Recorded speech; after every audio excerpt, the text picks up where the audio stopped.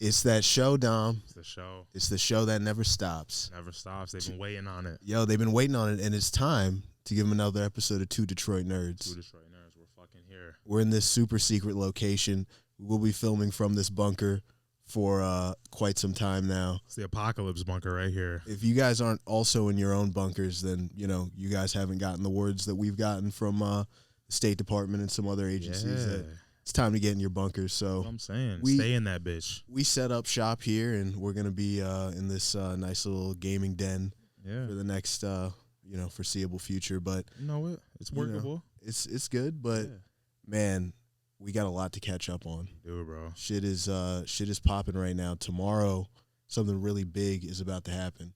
In the gaming community. Something real serious is about to go down. We got another Modern Warfare coming, beta version, Xbox, tomorrow, 10 p.m. Mm-hmm. Are you playing it? You getting ready to? Bro, I'm living it. I'm living on that shit. I'm telling you right now, this is the tide changer. They've been saying this for years. The last 5-6 releases, this is the one, this is the one, this is what we've been waiting for, all this.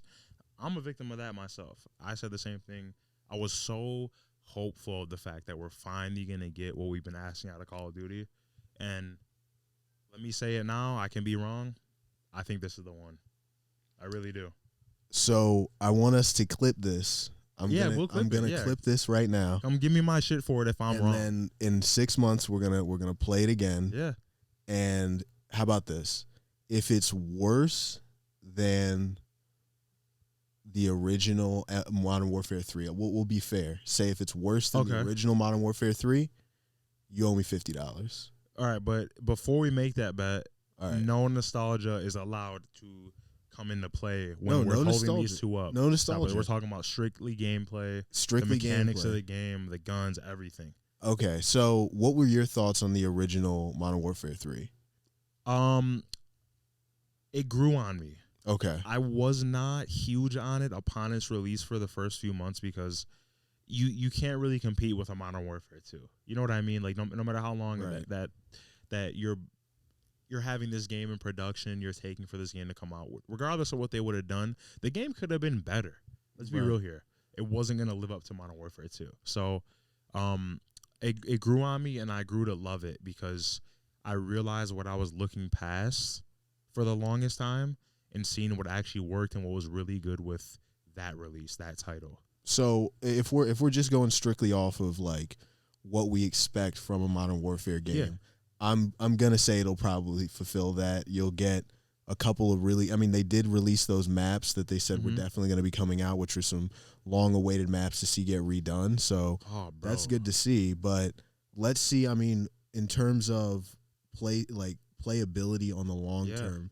And let's not talk about mechanics. No. Let's not talk about because we know what it's going to be. Yeah. Is the game fun is what we need to find out. And not only is the game fun, is the community going to stay in a place where I can actually get on the game and enjoy it? No, I'm going to tell you that's a no right now because that's what we need to talk about then. Because it's not about because Call of Duty is a fine game, but it's not about Call of Duty. Your community can make your game. It's about the community, and this is just about the only side of the gaming world where I would say fuck having your hopes up for the community because Call of Duty has bred and still kept the worst side of any gaming community you could ever come across in all aspects.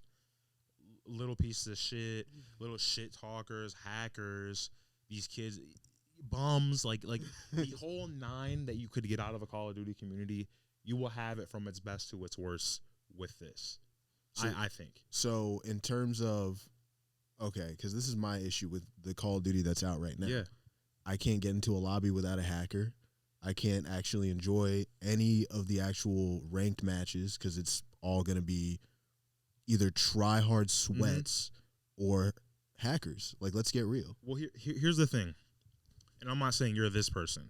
I was that person where if I got shit on so bad or some unseen thing to my knowledge happened in my games, it was automatically, bro, this guy's got to be hacking. Is he hacking?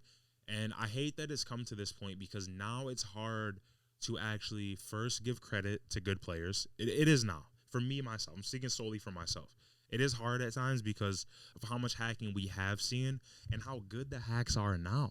You can get hacks now and have been able to for the last few years, where it makes the anti-cheat system have to work super, super hard to actually detect whether or not it's a hack. I mean, you have ones that don't even show you drawing your aim to the opponent as hard as it would from years ago. You know what I mean? It's got shit like that happening. So it makes it tough to say who's hacking and who's not, because there truly are some absolutely cracked out good players nowadays, and it's not so much dime a dozen now. It's more your average player base, because everybody's watching what everybody good is doing.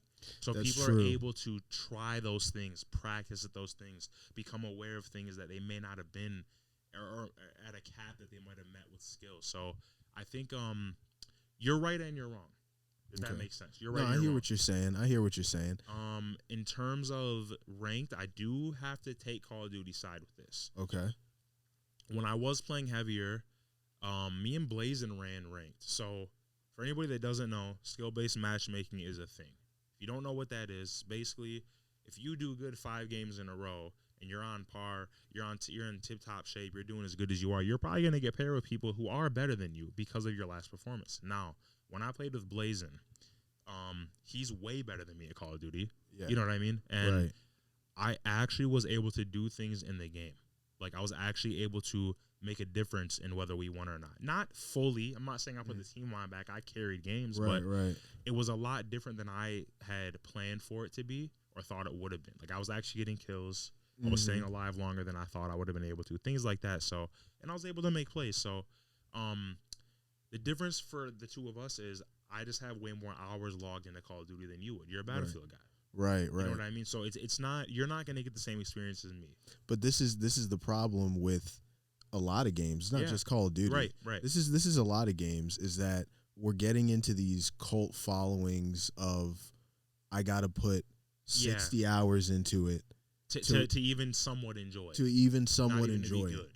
I don't understand how we went from the idea of arcade shooter to now this is my second job shooter. Well, you know what I mean?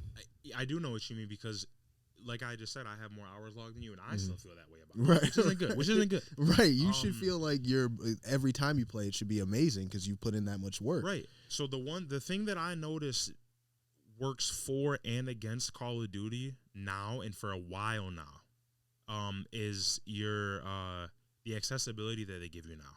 So in the old days, the golden days that we're talking about, your settings are not gonna get outside of what they can get into now. So back in the day, your settings were sensitivity 1 the lowest, 10's the highest. Boom. Okay. You have your X and Y axis. Like you have your normal things that games would come with. Now, fast forward to 2023, you have inner dead zone, outer dead zone. Your I forgot the actual name of it, but it's like your the velocity of you looking around, which is the longer you hold your stick, the higher the speed. There's just so many things that you can tweak now within your controller settings that it's not only overwhelming, it makes the world of a difference now. And I don't know if that's good or bad, because you're now playing at your own rhythm, which is good, but everybody may not have the time to actually go explore and give your time towards, to go travel and figure out what it is exactly what setting you need is. Right. And it sucks. Right. And I mean, and then when you extrapolate that to let's say I want to just get on Warzone and just play. Yeah, just have some fun, which is what it's meant to be. It's a battle royale game. It's not supposed to be this crazy skill-based thing. It'll just be fun. You got sweats with all the spec'd out controllers and settings modded, and they'll just sweep up a map, and you're just getting grinded out. Remember Blazin's whole allegory of the blender? You're dropping in, getting shot, dropping in, getting shot. You don't even have a chance at doing anything. And, you know what I mean? And I'm not paying $70 for that. I'm just not. No. People are like, oh, get better at the game. It's like, no, it's not a matter of that anymore. It's not about that anymore. And there was a time where that could have been an answer, but we're not there anymore. It's just this is what you just said brought me back to another point I should have made about why you can't just hop in and have your fun. Is they made it cross-play with PC. Me being a console gamer, I know this is going to come off as biased. No game should have to be crossplay with PC. No console game. I'm sorry. Let me say it. No console game.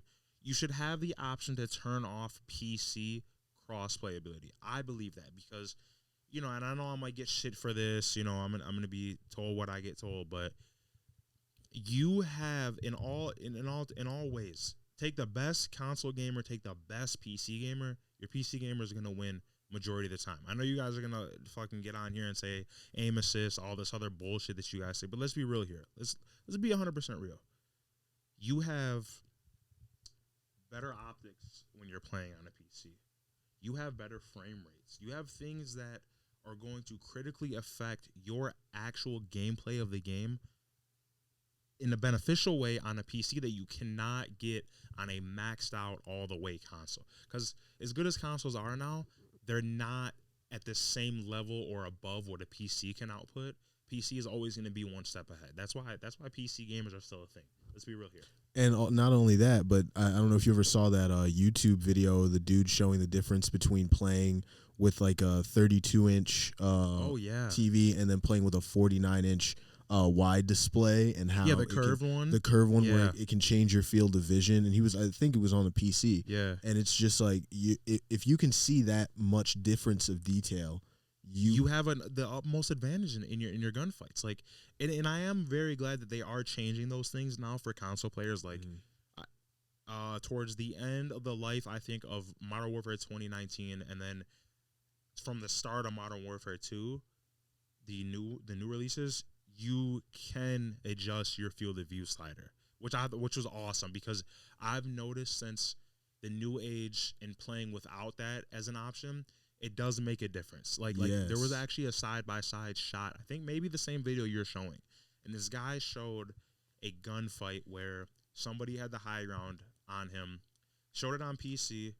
You're pretty much getting beamed before you can even see where somebody is, whereas he showed it on his PC, and he sees the guy yards away, seeing it, where in the same placement on his console, you're not seeing him at all.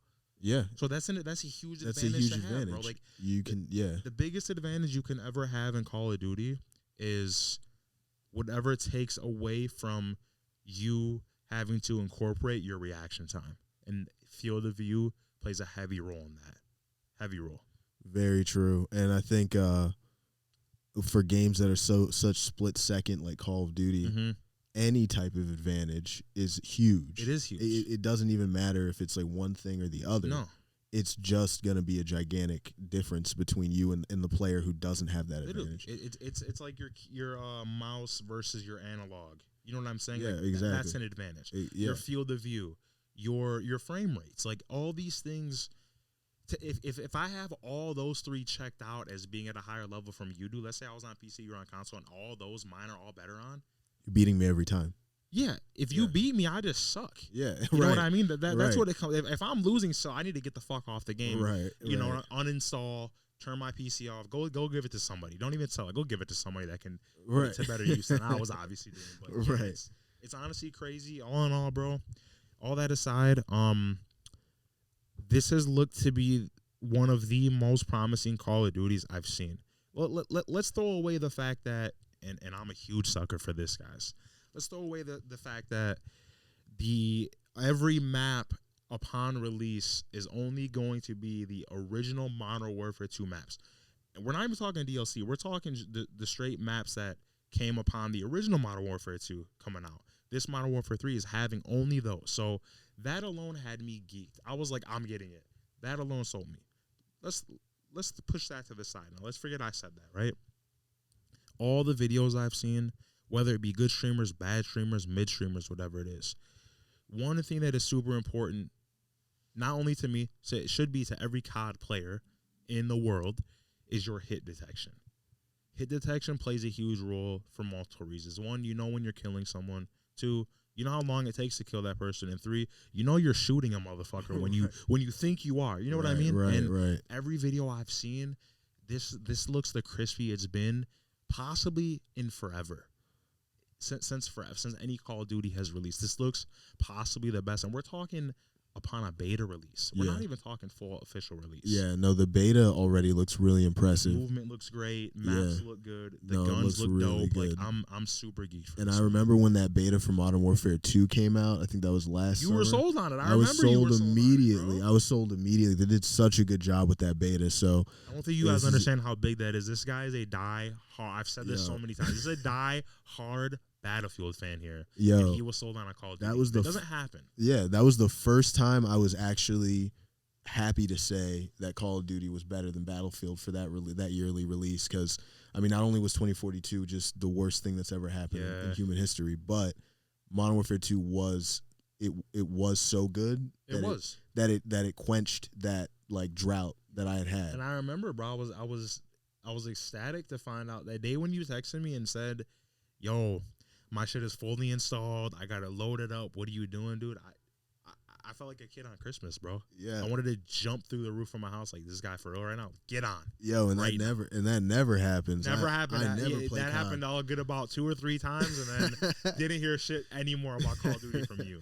Yeah, but fucking Modern Warfare 3, if it doesn't anything like that, I'll probably end up getting the game. I'm gonna be real. But see, I want more than that from you. But I don't want you to just get the game. I want them to sell you on this. This is my point. I wanna.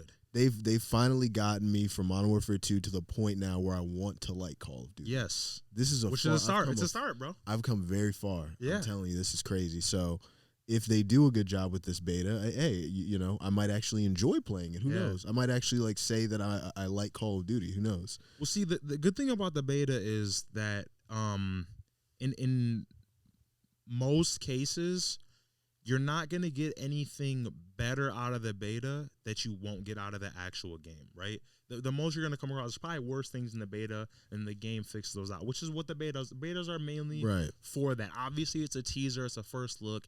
It is an introduction to the game. I understand that, but the main thing behind these companies doing betas, I feel, is they want your community to weed out your bugs and your glitches, which what better way to do it? Yeah, no, absolutely. Give the players the time to play, find out what's wrong with the game. Now you have your window of time. That shit better not be in the release. That's all I got to say about that. Nah, so they do a good job. I got to give it to them. As far as the bug part of gaming goes, they're good with development goes, is they do a good job, and they don't bite off more than they can chew. One thing I got to say to the developers of Call of Duty is they really developmentally, in terms of the game's physics, overall, the actual shooting mechanics, the just design in general, it's always very solid. Whereas I feel like when I played 2042 with Battlefield, and just even a lot of just Battlefield titles post Battlefield 4, I feel like they were trying to do so much, and they didn't need to. Whereas I feel like with Call of Duty's developers, with Infinity Ward, with all those guys, they always, at least for their core product, where you can pull out your gun and shoot it, and it's going to land in a certain way, the physics is going to be a certain level of reliability. They do a good job. They do, and they've unfortunately gotten too comfortable with that, because we've seen with these last 2 releases, as good as I've personally felt that they were, there was a lot that needed touching up on and fixing at the same time. And it really, really grinds my gears when you have these games out upon release for a year and a half, 2 years, however long it is, and you're not meeting the standards of what your community is telling you to meet. And like I'm saying, bro, we're not talking about big shit here. We're not talking about groundbreaking changes. We're not talking about taking the genre of first-person shooter to the next level. I'm not talking about shit like that. I'm talking about fix the spawn points. Don't let spawn trapping happen as often as it does. Don't let hacking, the number one problem in these games, don't let hacking come across. These other game companies have done and made out with hacking. Like there's literally companies out right now that have a higher player base than Call of Duty does that you don't ever hear hacking about. Why the fuck can't these guys do? These guys have this has to be a company that has some of the most money of any game company out right now, I would say, with the exception of Rockstar. But I gotta tell you, man, this is the thing. Why. But this is the thing. The community, it doesn't matter. Still buy it. Yeah, we still eat that shit up, and we are to blame. But not even that. I was more saying, like, all right, you think about a game that's a higher or a game that has a higher player base than Call of Duty. So I'm thinking of something like WoW or something Fortnite. or Fortnite or even what's that other shit? League of Legends or some shit. League of right? Legends, yeah, those games So are huge. you think about who plays that. It's like Korean kids, like you know, the Asian TikTokers. community is heavy there. Yeah, to TikTokers, that type of people. Think about the people who play Call of Duty, credit card scammers. You get everybody crypto. with Call of Duty. No, you don't get every. No, this is my you point. do, bro. You don't get everybody. You get racist. Like, you get you're neo-Nazis. right. You don't just get regular people in Call of Duty. There is a certain underbelly that I feel like exists in the Call of Duty community that doesn't exist in these other games, bro. It's real. It's like the best of the veterans, the worst of the newbies. 40-year-olds that know they're not going anywhere in life, can't make it on Twitch, but they're still gonna stay heavy to Call of Duty and be good. Right. Like you said, you're hackers, credit card scammers, and that you want to find any of these fucking people come to a Call of Duty lobby, I'm telling you, bro. I've never been in more seedier discords than when I'm in a Discord with Blazin and he's got all his COD. You've been in those Discords too, bro. There's some crazy dudes in there. Call of Duty is also unfortunately home to some incels, and it's crazy because we usually associate incels with anime, living on the internet, things like that. But Call of Duty is also one of those roads that incels follow down on a path to. I don't even want to call it a path to glory, bro. Let's call it a path to shame, because that's where we all end up. We're gonna do the dark side of Discord and the dark side of Call of Duty when we do the Blazin interview. Yeah, we got to get 4chan back in here too. Yeah, and we're also gonna do deep dives on 4chan. Yeah. That's something that we're definitely gonna do soon. Put your fucking safety goggles on for that one, y'all, because you're gonna need them. It's definitely what we should do is put it somewhere that's not main social media, so that we can like. Not sissified. Maybe like on a Patreon per se, where we have some other more let's call it sensitive material. We can have on there. Yeah. So let's definitely do that. But we can. Switching gears, there was another big release that happened. Was that this week or was that last week that album dropped? Last Friday. It was last Friday. We talking about the obvious here, Drake. So we're talking about Adam's Drake. favorite fucking artist of all time, Drizzy Drake. Damn. Oh, the OVO god. That's crazy that you say that, because I'm actually his favorite artist. That's wild. Oh shit, dude! I never knew. Let me get his number then. I got some moves to shoot. Yeah, it's wild, but nah, that album was the worst fucking shit I ever heard in my life. Honestly, bro, like. Here's my thing, man, and we've done it here so many times on and off the air, me and you just talking about music. I'll always give Drake his props and his credit, right? I'll give him that. He's been the only one out of his class to consistently and always, and kind of hurts me a little to say this, always goes number one, always has the highest sales, cool. Fuck that shit. Let's talk about the music here, right? I was so excited for this album because first and foremost, let me tell you this. I liked Her Loss a lot. I did like that album. It was a good album. Not take 21 off, still a good album. 21 obviously adds to it, but take them off, still a good album. A little bit earlier this year, after Drake said in an interview that this album was gonna come out this year, there was a statement he made. It wasn't super out there. It wasn't all over the timelines, nothing like that. But in an interview, he did say, we were going to get the old Drake with this album. So, I was geeked for that. My favorite Drake, and I'm sure like most men, is rapping Drake, shit-talking Drake. Because when he gets in that bag and he really sits down, and if he's penning it, if somebody else is penning it, I don't care. He is a performer. Let's be real here. That's what I was hoping for. Bro, first half of listen to the album is singing shit, and I'm just like, not even good singing shit at that.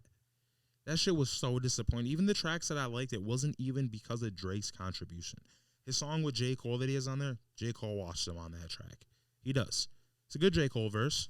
I know you also love J. Cole like none other. No, I do now. No. I from hearing him compared to Drake. Yeah. No. Don't do that. Yeah, he's don't do great. That. No, that verse. I'm a J. Cole fan. Fuck Drake Cole or fuck Drake Cole.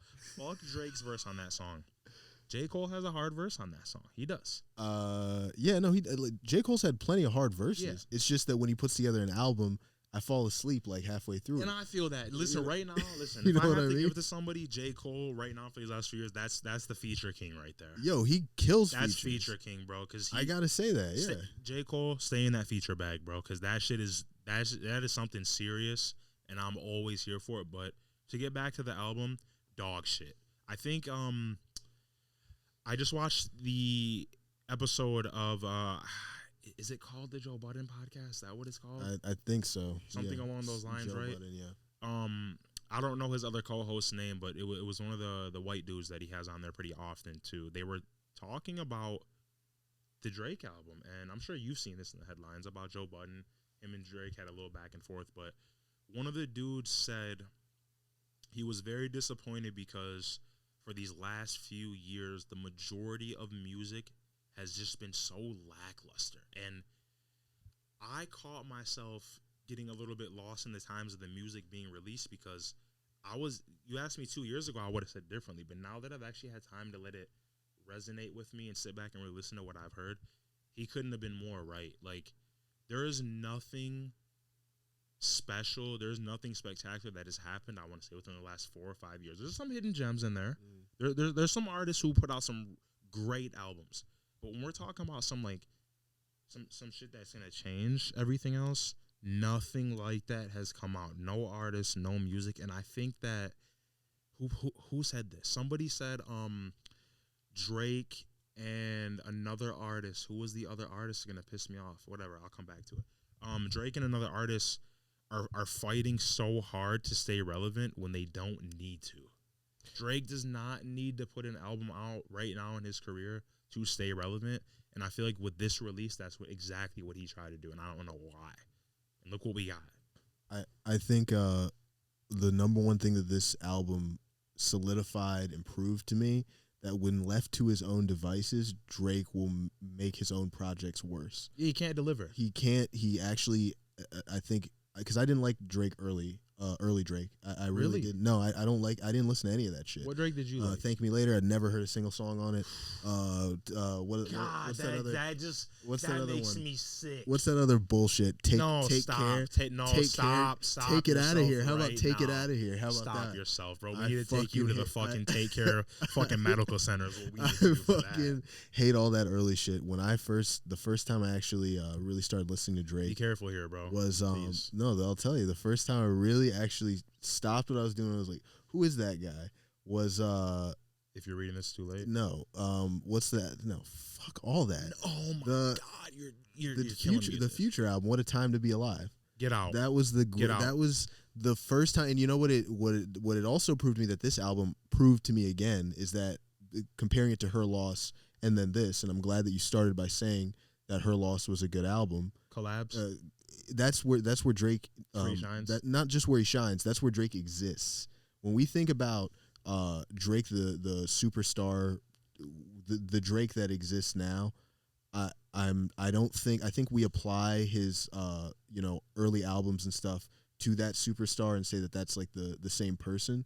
But I don't. You're right. It's not. That was him coming to be the superstar that he was. And I get what you're saying. And the only place where that superstar actually exists, that the actual allure lyrically that Drake appeals to, right? And the Drake that you're kind of looking for when you're listening to his full albums, that Drake only exists when he's compared in a collab to another rapper. I'll even go so far as to say that when he started, it makes perfect sense that he would be that good when he's in a collab. He had a lot of features. Because when he started, what was he doing? He was with Wayne, the number one artist in the universe at the time. So that's where Drake. What I'm saying is that's where Nicki.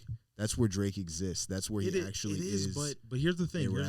In his own projects, here's the thing. In his own projects, what you're seeing, what you're feeling when you feel that lack, is that he has nothing to he has no direction to take. I guess you know what, you are right. He has no. There has to be a general to his lieutenant. He's a lieutenant. Yeah, he's a lieutenant. He's right, a lieutenant. Right. He's not a general. Be guided at some point. I understand that.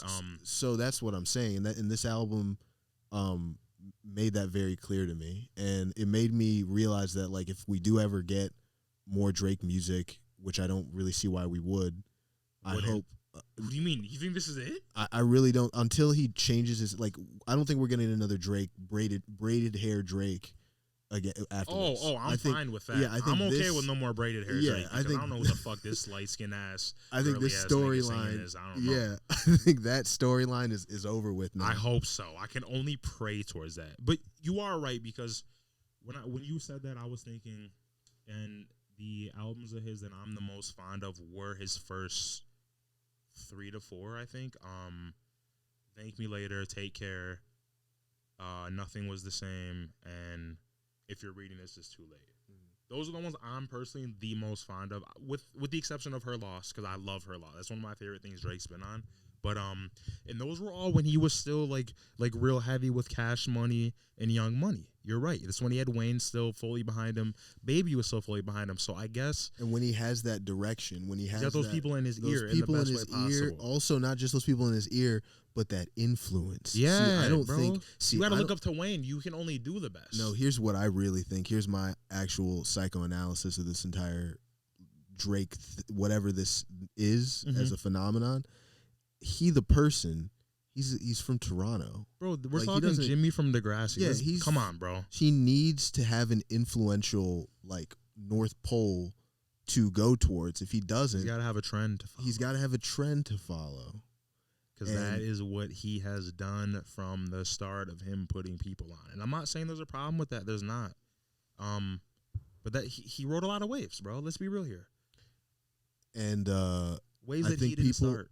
But to say something good about him, I did like him, and of course, it was a mutual thing where he benefited from their clout as well. But him reaching back and doing features with people like Block Boy JB, and shit, where he really didn't need to do that. When Lil Baby wasn't what he is now, Migos before anybody knew who the fuck those guys were. Right, so he was doing what people did for him. Yeah. So I got to say that's a good. It's a good thing. It was just, I feel like the people that brought about a problem with that weren't seeing him give them their flowers, their credit, and things like that. Because to me, bro, look, if I'm Migos and I put out a song, I put out Versace, and it's doing what it's doing good for them. I'm sure down south in Atlanta, where these guys are from, it was probably popping everywhere for them. But that worldwide success, I'm sorry to say, that came from Drake. Let's be honest here. I don't think Migos would be what they did or be what they are now had they not gotten to Drake. I disagree. Why? I don't think Drake would be where he is without Versace. Yeah, it works both ways. I agree, but I'm saying I think there were waves. Both. There were waves that were independent of Drake. I think the wave that Migos was riding was an organic one. It was coming out of Atlanta, which is that's a pillar of rap influence. Yeah. The country listens to what Atlanta listens to. Yeah, especially right now. Especially at that time as well. And I think the Migos would have been superstars whether or not they had done that with Drake. I think Drake would have. I'll give you that. Eventually had to come around and pay dues. Yeah. I'm sure he has to them at least, because they're actually one of the few examples of who didn't, because this happened for a lot, bro. They didn't really take a bad fall off after their Drake feature. They actually steadily rode and kind of exceeded that lane that they were in, because they got bigger after. It wasn't that their Versace feature with Drake was their biggest thing, because they had multiple things that went way above that. We're talking T-shirt, you know what I'm saying? We're talking what's the other big song? Why can I not think of this, bro? This is gonna kill. Bad and Bougie. That shit blew Versace out the water. You know what I mean? So yeah. I don't know, man. They just, I don't know, bro. To keep to bring it all back to this, keep braided Drake locked away in a cellar that somebody has a key to that they swallowed, and it may not be here today. But here's the thing we can agree on, though, is that when Her Loss came out, it was exactly that was, all right, this is the sound I wanted to hear from Drake. Literally. It was exactly the right product. So when you see him go off the reservation like that, you have to say it's completely intentional, because he knows he knows that Her Loss is a certain kind of sound, and he knows that this album was not that. Right. So if he's going for that, that's intentional, and you should be listening to the critical acclaim, listening to.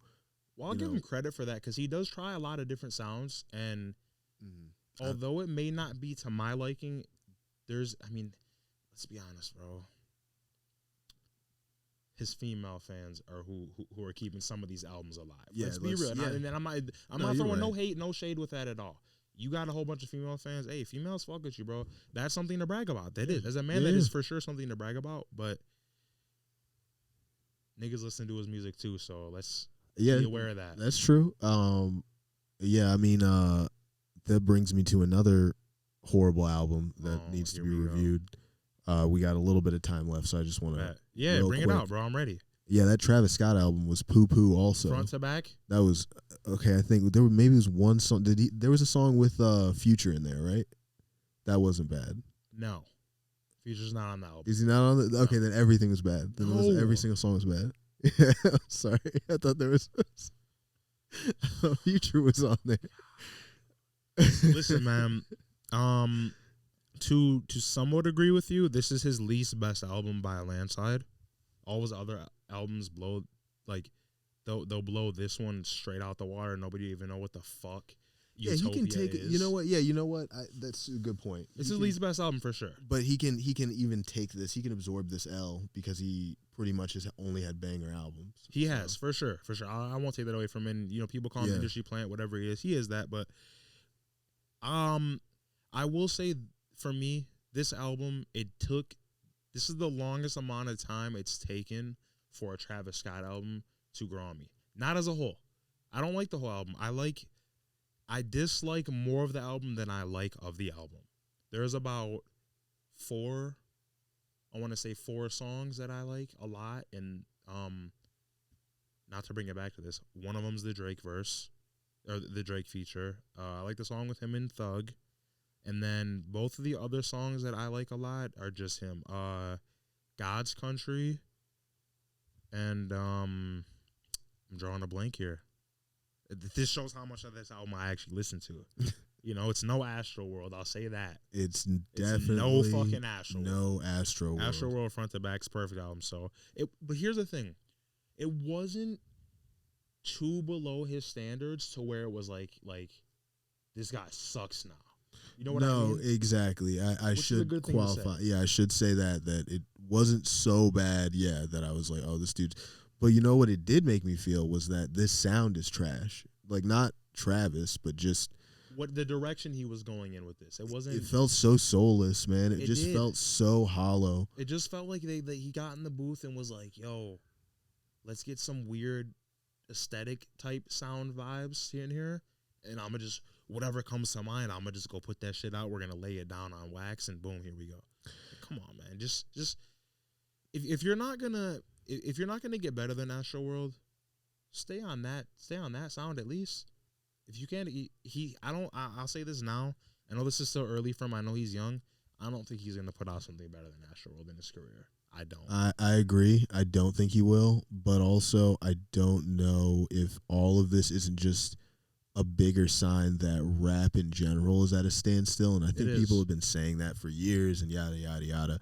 But, I mean, think about all of the AAA artists and what they've released, and think about how bad it all is. Nothing memorable. And that's not good. Even, like, bro, I mean, okay, I know you won't agree with this. Like, Kendrick's one of my favorite rappers. Even his last album, I was like, dude, like, there's, like, 2 or 3 songs that I will probably... for years and years to come, still listen to. That's it, and that's a testament, bro. I mean, we're talking everyone here. Like, J. Cole's an exception here. I'm sorry to say that. He is. I know you're not a fan of his albums, but for me, with the 3 that we're talking about, because these are the big 3 out of their generation, J. Cole has had the least steps towards a fall off as anybody else has. Honestly, because no matter, you're right. How, you know what I'm saying. Like, no matter what direction his music may have went to a fan or a non-fan, his has come off as the best consistently. Consistent. He's the most consistent. I could say major artist. And more so than Kendrick. Yeah, because Kendrick hasn't been consistent recently. So I'll give you that about J. Cole. He just consistently also can help me go to sleep. That's fine though, bro. That's cool though, you know. At least that's not a bad thing. It's not a bad thing. Yeah. Yeah, but I think we're at our hour. Just politely shitting on these artists. No, but I think a lot of this stuff I used to just hide my head in SoundCloud rap and say, yeah, when I stick my head back up into regular rap, that it'll be better when I check back in. But every time I do, it's even worse. Well, and now the SoundCloud rap's bad. I was gonna say that we're another thing. Yeah. To stamp a testament to, we're never gonna get another SoundCloud era ever again. We can't. It's impossible to come across again because of what SoundCloud was at that time. It's no longer that, nor will it ever go back to that. It cannot. It's too big now. Yeah, it's too big now. Too many people are watching. It's not like a hidden scene. You know what I mean? Yeah, it's way too, like, I mean, it's too accepted. Yeah, and no, but these managers and stuff are just poaching people that, like, you know, and turning them into industry plants as soon as they can, if they have even a little bit of a following and are a little bit call it DIY, call it whatever you want. The authenticity immediately gets, you know, sapped the second they touch money, and that trend, I think, is expanded to SoundCloud. It's become a big part of that. I mean, I think about a couple of. I really try to think about a couple of rappers that are new that I like, that are are of that generation. Don't hold your breath. That's what I'm saying, and I'm trying not to be like an old head. It's not an old head. It's not an old head. I really fundamentally think that rap and just pop music also in general, they're just super boring now. Needs some sort of reinvention or reinvigoration. There needs to be some new revolution in sound, because we have hit a standstill. And I hate to say this, I hate to sound like pessimistic with this, but we're not. It might not ever get better again. Well, it's like honestly, I think like it's crazy to think that we'll ever get the original class of rappers that, you know, pave the way for all this other rap, and things build on themselves, and I think we'll find in another medium, whatever that medium is, the successor to that. I hope, man, because it's to that like, foundation. You know?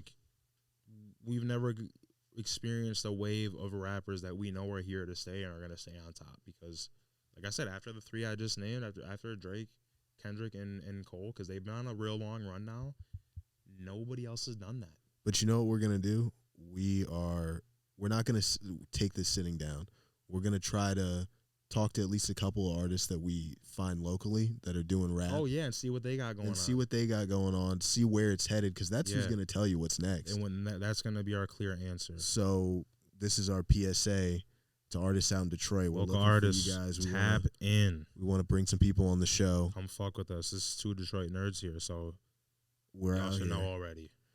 We're out here. But yeah, this is another episode, the show that never stops. Detroit nerds. Sunglasses Chronicles here, part 1. It is, part 1.